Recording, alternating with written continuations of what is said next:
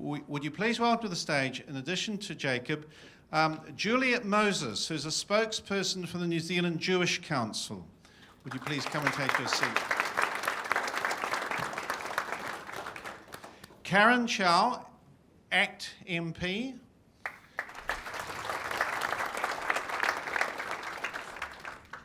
Chhour. I too am free to exercise my... And Dr. David Bromell. Where are you, David?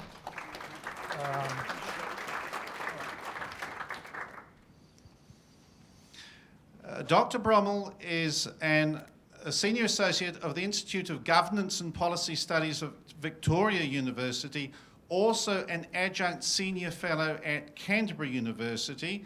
He is the author of Regulating Free Speech in the Digital Age, Hate, Harm and the Limits of Censorship. He has a background in both theology and public policy. He was once a Methodist minister, and he is a self-described out gay man. Dr. Bromell.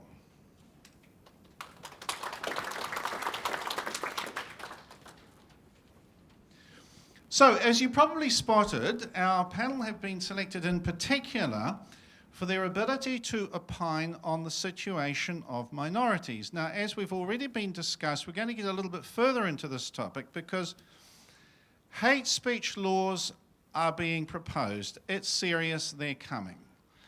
One of the major justifications that's constantly offered to us is we need it to protect minorities. Minorities need protecting. This is the way to do it.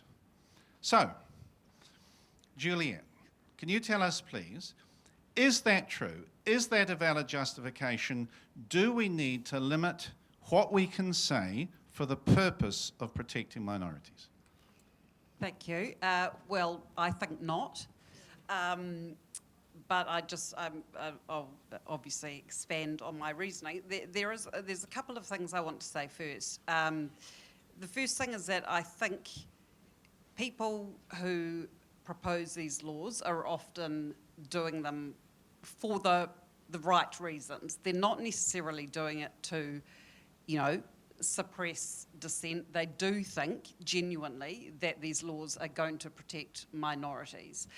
So I think the first place that we have to start off is assuming that people who propose these laws are acting in good faith, because I think actually a lot of what is going wrong with civil discourse these days is assuming that your ideological opponent is not acting in good faith and imputing ill intention to them. So, it might be actually that people do genuinely want to suppress political dissent or whatever it is, but I think our starting point always has to be to assume that they are doing this for the right reasons and they genuinely believe that these laws are needed to protect minorities. So that's the first thing that I would say. And I think we also have to recognise, and I know that Jacob makes this point quite a bit, that, there is real harm that can come from hate speech, however you define it, and obviously that's a very big question. So, I've been subjected to it myself as a Jewish woman, and it's not just about hurt feelings. It can, I have been terrified sometimes. I've walked, some of you will remember what happened to me last year at the counter-terrorism hui. I had a threatening phone call about that. Just looking at my mother, I don't even think she knows that. I walked along the street for a while. If I was leaving work when it was dark, I would be looking behind my shoulder. I have been worried, and that can affect you. It can affect people's participation in society, and it can actually chill, speech. So I think it's important to recognise that. Having said all that, there's a few things I want to say specifically from a Jewish perspective. Firstly, Judaism has a very strong tradition of debate, dissent, questioning, scholarship. There's a quote here I've got from Moses ibn Ezra, who was a Spanish Jewish poet and philosopher from the 11th century, who said, when a person refrains from free speech, the ideas die, the soul stops, and the senses deteriorate. So we have a very strong tradition. If you look at the Talmud, it's all about rabbis debating each other, disagreeing with each other. You know, the famous sort of joke is 2 Jews, 3 opinions. We can't agree on anything. Even within ourselves, we can't agree on anything. So that's the first thing. The second thing is that Jewish people have always thrived in liberal, open societies. Where there is freedom, Jews thrive. Where there isn't freedom, Jews do not thrive. And Jews are often called the canary in the coal mine. So we are often, you know, the first kind of scapegoat when things go wrong in a society. But, you know, there will be other groups who get affected after that, and that society is an ailing society. So when anti-Semitism is on the increase, generally democracy is under threat and rights are under threat. So I would just make that point as well. And my final point, actually, I've got 2 final points before I move on. From a Jewish perspective, is that, and this is a very specific Jewish thing, I think, but, you know, there is a very... Anti-Semitism is at heart a conspiracy theory, and it revolves around the idea that Jews have outsized power. We are, in the world, we're about 0.2% of the population. But this idea that we have outsized power, that we control the media, would be very nice if we did, sadly we don't, that we control governments, you know, control banks, all that kind of stuff. So if you're going to be suppressing speech in the name of anti-Semitism, for example, and to protect Jewish people, that becomes a self-affirming conspiracy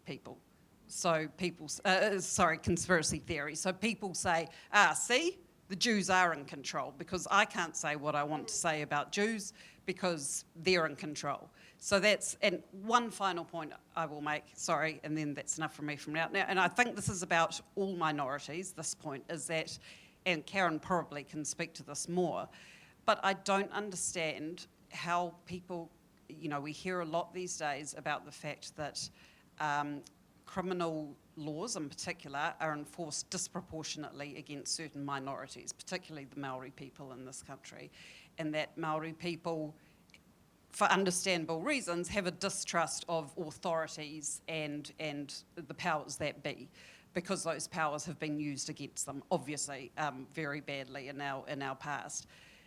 I don't understand how people can hold that view and also hold the view that these laws, if they come into power, these hate speech laws, if they come into effect, will not be used in that way. So, of course, I mean, we might like to think that they'll be used to protect minorities, but history tells us the opposite, that they will be used disproportionately, actually, against minorities, because that is what happens with criminal laws, you know, or certainly have in the past. So I think there's a cognitive dissonance that people have this distrust as minorities, or particular minorities, of powers, and yet also want to entrust powers, the powers that be, with these laws to protect them. On that note, I will stop talking. Thank you very much. Karen, would you like to pick up from there? What's your thoughts on... I recall, that you have been told you're not a real Maori. And you're not a real Maori because you are part of a right-wing political party. Now, we are all offended by that. Wouldn't the world be a better place if the law says that nobody can insult you in that way? No. Freedom of expression is one of the most important values we have in society. We need to be able to have open and honest discussions and debates to deal with the issues and problems that are going on in the world and in our country. And if we start suppressing language and what we can say just because somebody might be offended or insulted by it, which is what these current hate speech laws are proposing, we will no longer be able to deal with the societal issues because people will just be silenced. And yes, what was said to me in Parliament a couple of weeks ago or months ago now, was offensive and it was insulting. But we saw how it worked in society when people stood up and said, that's not okay. We didn't need a law for people to say that was not okay. We didn't need him to be criminalised by what he said. And society, when they see something like that, they usually stand up and defend the person without a law telling them they need to.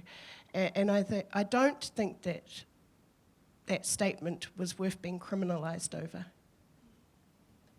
Thank you. David, you got some thoughts, or do you want me to throw a question at you to get you going? Oh, I've got some thoughts, Off you- Roderick. Off you go then. Hi, I've been listening to this argument, and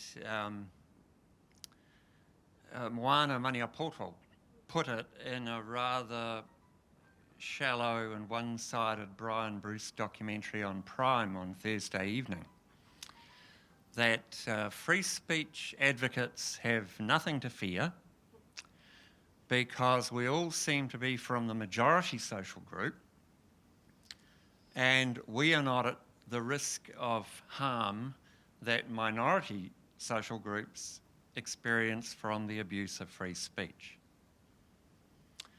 And this argument is compounded in our New Zealand context by our ridiculous tendency to frame all public debate in terms of race and ethnicity. So someone looks at me, for example, and the first thing they see is New Zealand European, white, and male, and old. So I can't win.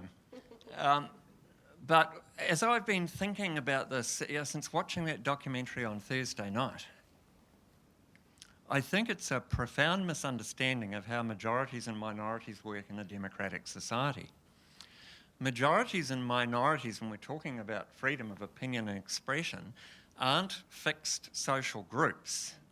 They are shifting constellations of ideas and beliefs and opinions and attitudes and values. So I can hold a minority opinion in one moment and a majority opinion in the next, and I'm perfectly capable of thinking 6 impossible things before breakfast. So I think it's a huge mistake to reify majority and minority opinions into majority and minority social groups. Because let's never forget that social groups, whether actual or imagined, also include minority opinions. Now, I'm a gay man, but I happen to think that most gender theory is nonsense. So that, I guess, is a minority opinion within the so-called rainbow community. And I watched with great interest and sorrow what happened to you in the House, Karen. So if I can flick into being slightly policy geek, my advice to legislators who are contemplating amending or extending our existing limits on the right to freedom of opinion and expression would be to first heed the old principle that if it's not necessary to make a law, then it is necessary not to make a law. And secondly, if you do judge that it is necessary to make a law, then perhaps a good place to start would be with a device something like John Rawls's veil of ignorance.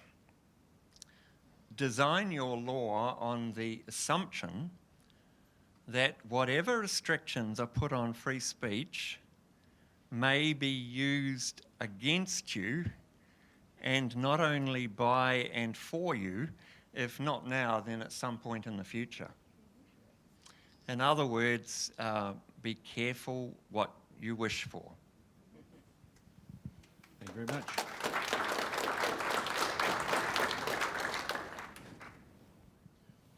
So that's our first 20 minutes from the panel. The intention was to move to another question and answer session.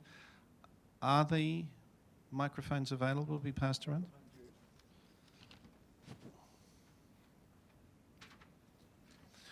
So, I'm sorry, Jonathan? I wonder if I might ask one, just in terms of comments that both Jacob and Juliet have made about how these contradictory ideas can stand together. Jacob, you mentioned the fact that you were able to read the manifesto of the Christchurch attacker, and in that he says, I hope that this does lead to hate speech laws, because that will further my cause, and that won't come as a surprise to the Prime Minister or to security services. They know he said that. Why is it that they can see his intent and yet pursue it? Or as Juliet is saying, why is it that they can hold these two seemingly contradictory ideas together and it not occur to them that they are in fact exclusive?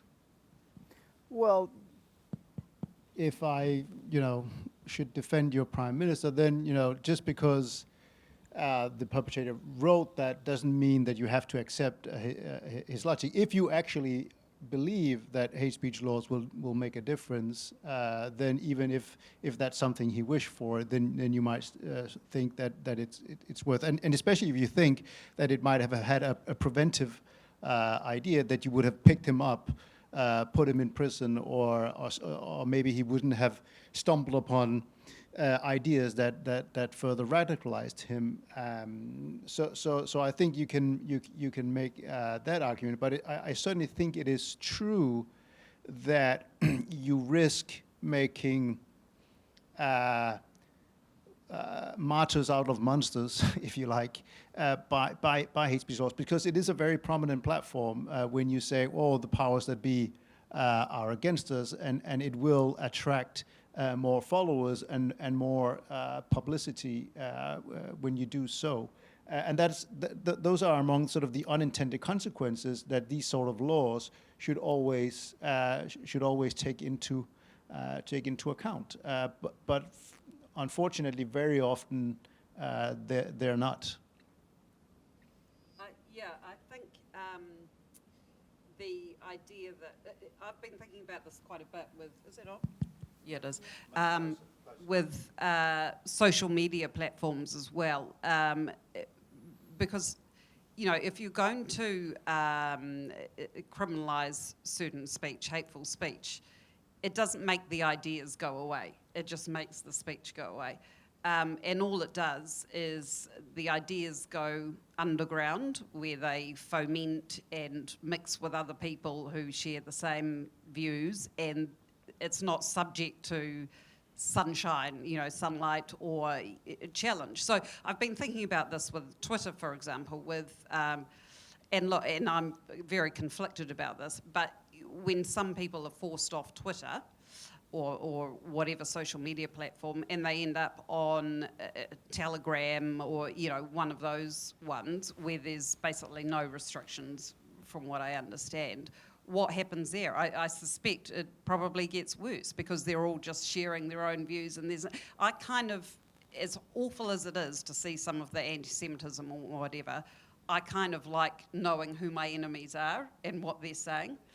And in a way, it's actually, social media, as terrible as it is in many ways, it's actually a really good tool to see what is going on with these people and what is going on in their minds, so that we can try and challenge them, or educate, or whatever it is, try and deal with it by other means rather than suppression. I think that the vital point that is so often missed, and that if you're proposing a law absolutely should be discussed, is what is the evidence that this does actually work?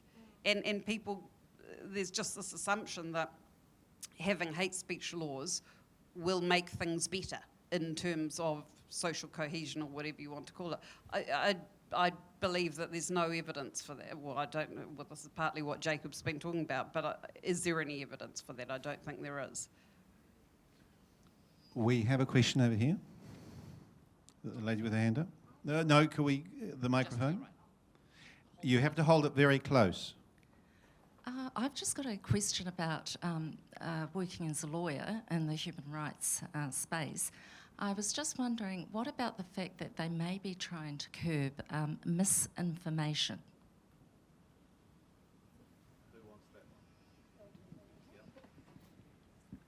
Yes, it's the same sort of principles, right? Who gets to decide what hate speech is? Who gets to decide what's offensive and not offensive? And the problem with laws like that, and even deciding what's misinformation and what's not misinformation, is how do we prove that? And trying to make this a law and trying to make it legal consequences for what we say and do and what might be misinformation is actually quite difficult. And as a lawyer, you'd understand that, because you actually have to prove intent. And how do you prove that somebody intended to offend you or intended to upset you? And I think we're really testing the boundaries when we're going down that road. And it's the same with, like I said, who defines what is misinformation and whose hands do we put that power in? And it's just a slippery slope. And I would hate to be making that decision.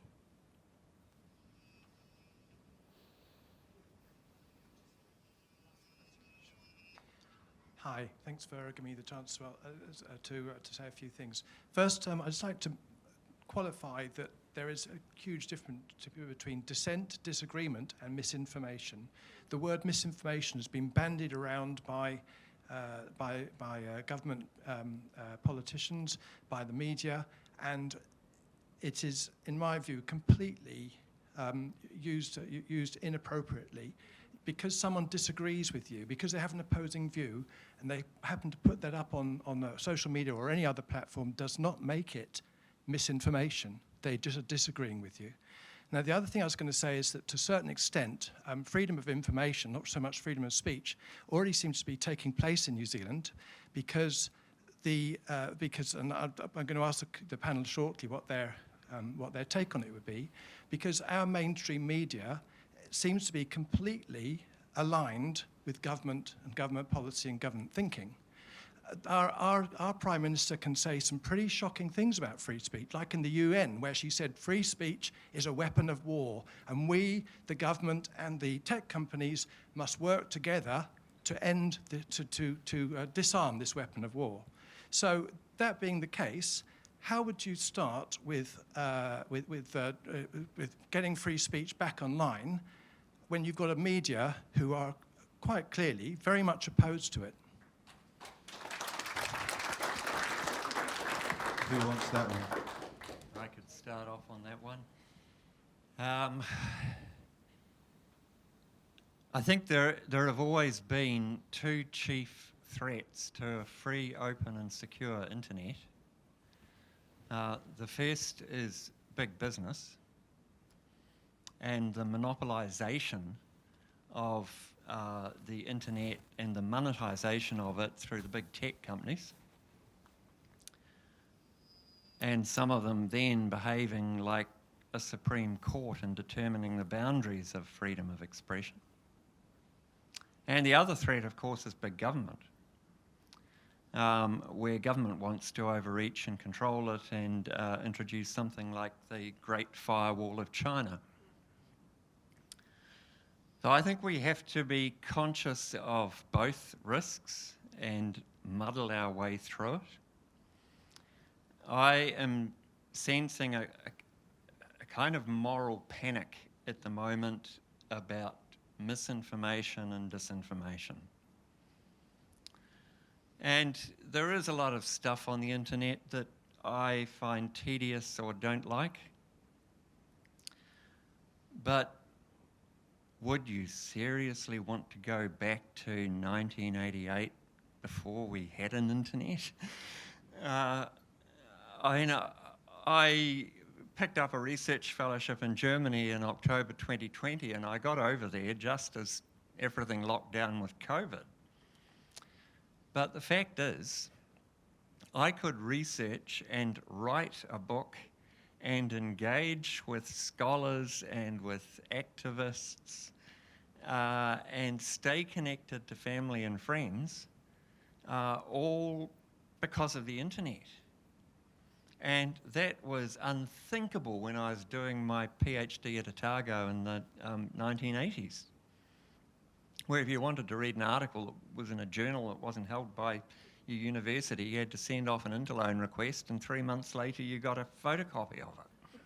Well, imagine working like that again. So I really don't like cat videos, but there is so much about the internet that is good and wonderful. It enables people to connect, to advocate, to rebel and to protest. It enables the delivery of education and health services. It enables us to access government services without having to go to a work and income office, for example. Let's not get so preoccupied on some of the negative expression that we get into a moral panic over misinformation and think that the internet's a bad thing. Yeah, no, not surprisingly, having already spoken to David, I'm very much in agreement that I think as human beings we have this negativity bias, so we tend to myopically almost focus on the dark sides. And I think that there's an extra dimension to this in that people in mature democracies who have grown up with free speech and never had to really fight for it tend to take it for granted. So less so if you'd someone who'd actually experienced living under authoritarianism. So maybe we're too spoiled in these parts of the world, and we don't really realize what we're willing to give up. Now again, when it comes to that statement in the UN, I think when I read it in context, I don't think your Prime Minister was saying that she wanted to abolish all kinds of free speech. I think it was more nuanced than that, but it certainly was a prominent example of what I call elite panic, and which is something that is recurrent throughout history, that every time the public sphere is democratized, either through new communications technology or when new groups are given access to the public sphere, those who are in power, those who wield institutional authority, those who are the gatekeepers of polite society tend to panic about allowing the unwashed mob an equal voice, because it's disruptive, right? It upends your authority. And sometimes there may be good reasons. It might be disruptive. None of us would like that the internet era that we have only recently entered into in a historical perspective becomes as bloody and disruptive and lethal as when the printing press and the Reformation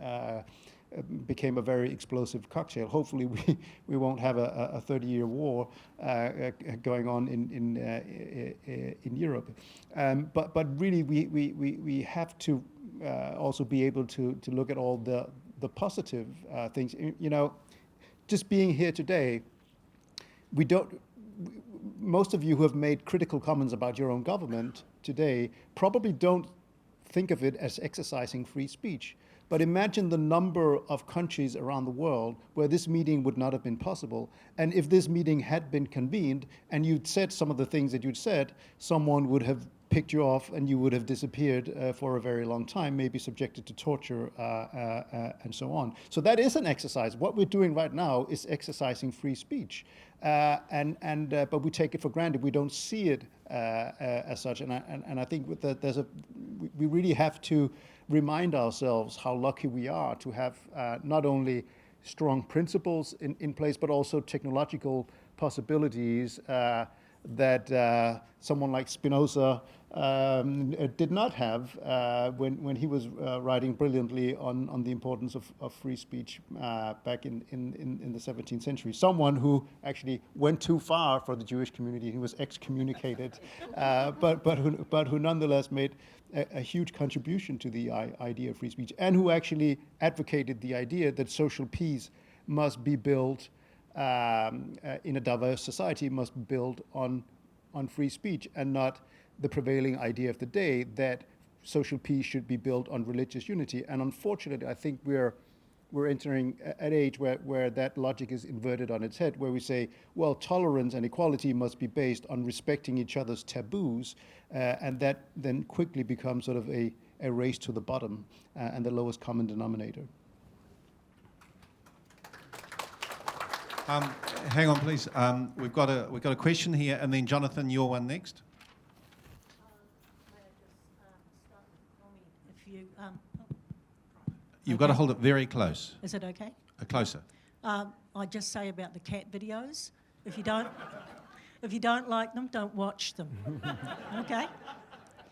This is everywhere. free speech, right? If you don't like it, don't listen to it. Exactly. Right. Now, the other thing I'd like to make comment about is the social panic. Hysteria, I think, would be the closer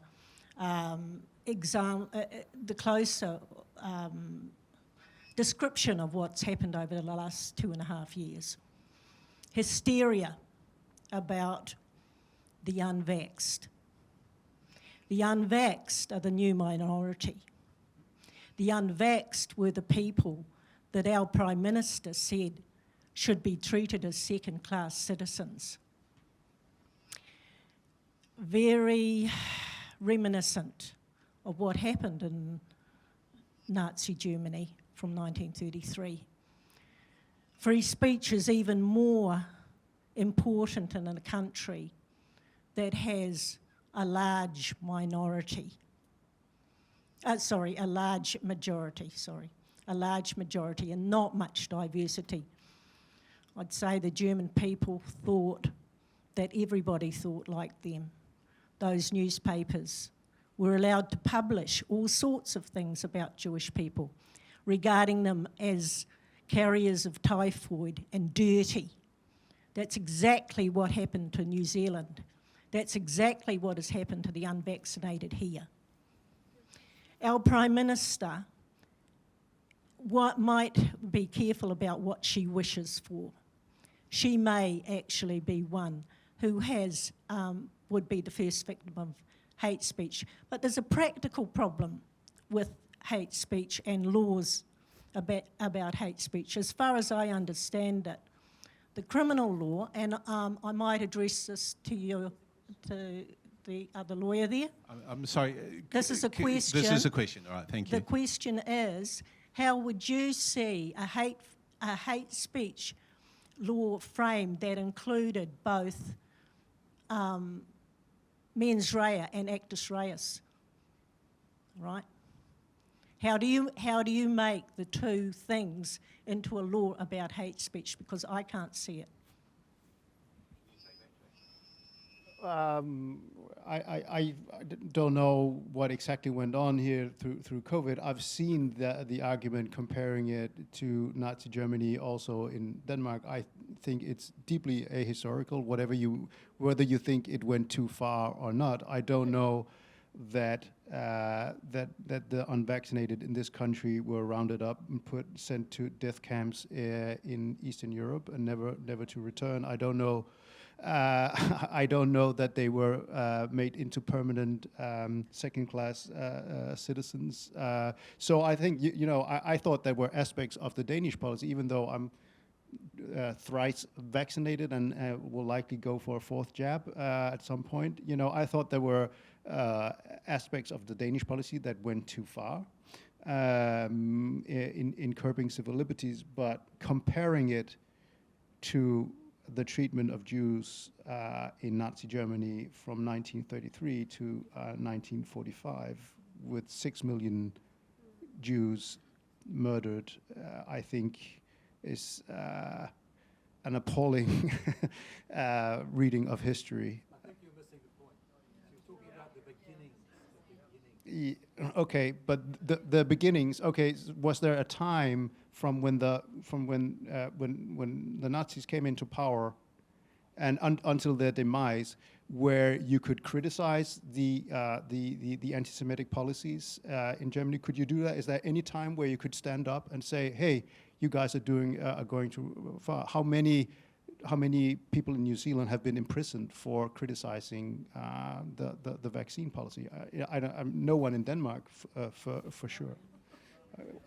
Okay. Well, if that happens, I'll stand corrected. But we have a fresh question over here. Yes, thank you. Yes. Thank you. I have a question about the hate speech laws, which I understand are going to include the concept of gender identity, and it might be a question for anyone, but particularly David, because it seems to me that unlike religion or age is an essentially contested concept. You yourself described it as nonsense, and when you see that there is so much debate and legal things happening in the United Kingdom, for example, where you've got the mermaid group being taken to court and others winning against them, and you've got the LGBT drop the T group, where you've got a lot of debate still to be had as to, the validity of this as a thing or whatever. If that is enshrined in a hate speech law, surely that is going to quash the rights of the minority who want to debate that. For example, people who might be a trans-exclusionary radical feminist, or someone who believes that sex is completely different to is biological and different to gender identity. Their voices are going to be potentially quashed as a minority group with free speech. So I would be really interested in your views on inclusion of something like gender identity, which in a hate speech law, which seems to have a different class of thing to age, for example. I do try not to get too excited about announcements of announcements. Let's wait and see what the government does announce later in the year. I personally wouldn't be troubled if the existing qualification on incitement in the Human Rights Act was amended to include all the protected grounds of discrimination in the Human Rights Act. In international law, it's always talked about, the prohibition of incitement of groups of people with protected characteristics, such as nationality, race, or religion. And the such as has been broadly interpreted over the years to include all the standard protected grounds of discrimination. Gender at the moment is not a protected ground of discrimination in our Human Rights Act. So if the government did want to go down that line, they would need to be amending the Human Rights Act as well as introducing whatever proposed hate speech law they have in mind. But at this stage, I want to wait and see. I have a question here. Is this on? Can people hear me? Yes, it is. Okay, great. I'm not always as generous as you are, Juliet, with the motivations, with some of the... sometimes I am. It depends on my mood, I guess. But I wonder if minorities are being used as a bit of a cat's paw. And I tie most things down to economics, really, and the economic question. And it seems to me that when the left, and I consider myself on the left, but when the left someone made a decision somewhere to really go in to identitarianism and to drop class almost completely, really. And this feels to me like a ramping up of what really started probably about 20 years ago with political correctness and things like that. It was about shifting the emphasis more and more away from class and economic struggle. That's how I feel. So I feel minorities are being used, really, because the organised left today are probably more an economically right-leaning, are right-leaning when it comes to economics. So I don't know whether you share that, but do you think that economics, even with radicalism and all of that stuff, are we not talking about economics enough and the economic questions? I mean, there could be shanty towns in this country within 20 years easily with house prices the way they are. But we're talking about censorship and stuff. and we have governments wanting censorship regimes all of a sudden. Are they getting ready for the shantytowns? And have they been for a long time, the organised left? Who most of them now, probably, they've never known poverty. A lot of the people who are in power on the left, I don't know how many of them have personally known poverty or come from that union. Or some may come from union backgrounds, but they're not the black singlet leftists that I remember growing up in the 70s. I think in terms of what you say about my generosity, what I said was that I think we should assume, the starting point should be assuming that people act in good faith, but that is a rebuttable presumption. And I agree that, I've seen reasons, of course, to think that people don't have that benign intention. I agree with you. I think Jacob said before that something about pitting groups against each other, and I think these laws, if they pass as we think they might, will have the effect of doing that. Different minority groups against each other, and we've heard that a little bit, I think, within. I know Annie here would say that there is no such thing, and David, you were saying this too, really, no such thing. There is no homogenous rainbow community. It's not a monolith. There's different groups within that, and as we see at the moment, those groups often clash at the moment and have very different views of how things should go. So, and as you know, Dane, within the Jewish community, we have very different ways, as I was saying before, very different views on very different things as well. So there's a danger with that as well, that you're that you are treating different minorities as a monolith, which we're not, and pitting them against each other. And yes, I agree that there is such a focus, as David was saying too, on race. We're a hyper-racialised society now. Everything is seen through the prism of race or another sort of identity, gender or whatever. That, there are serious economic and other issues facing this country that aren't being addressed. Absolutely.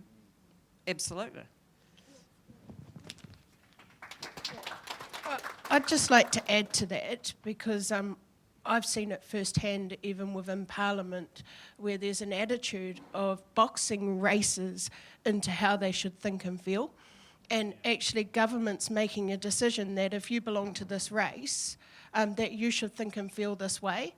And I think that's really harmful to people within that race because even they're scared to speak up as part of that race about how they're feeling because they're told, no, you belong to this race and you shouldn't feel that way.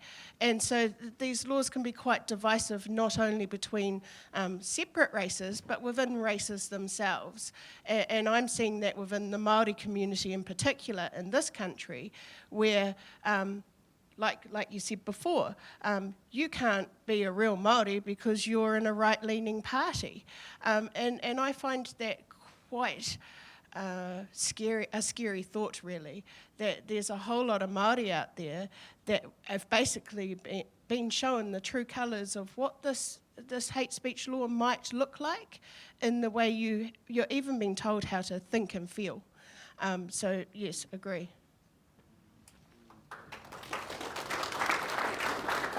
Jordan, you have a question. Yeah, many of our opponents talk about free speech or speech being either akin to or violence. I've even heard them say it's literally violent, clearly lacking the understanding of what literal means. But Jacob, you said at an event last night that it's dangerous as it plays down the real effects of violence.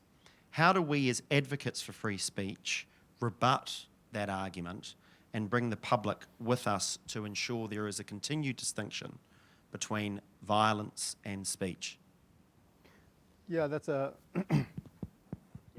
that's a good question. First of all, I think it's something that I didn't get into in my comments, that I think a line should be drawn at incitement to violence. So if someone was to publish anti-Jewish conspiracy theories, I would say that should be protected by free speech. But if I was to go down before a synagogue here in Auckland and in front of an agitated mob get the Jews, that would be incitement to violence, and that's what should be the police should do something about it, and I should face prosecution for doing that because I'm inciting to violence. So that's where sort of speech becomes so close to actual violence. But it seems clear to me that there's a very big difference. Even if speech may, under certain circumstances, lead to violence, there is a big difference between me saying something anti-Semitic and trying to torch a synagogue. If I were to accost you now with an anti-Semitic slur, there's a difference between that and if I headbutted you. So I think it's important to keep up that distinction, and also really sort of a bit related to what David said. If some groups say, well, if you attack part of my identity and that is akin to violence, well, then saying, well, do you then accept that your words are violence if you attack? It could be, for instance, it could be the LGBT community against social conservatives, for instance. There could be real disagreements. You know, someone from the LGBT community could say, well, your ideas about homosexuality or gender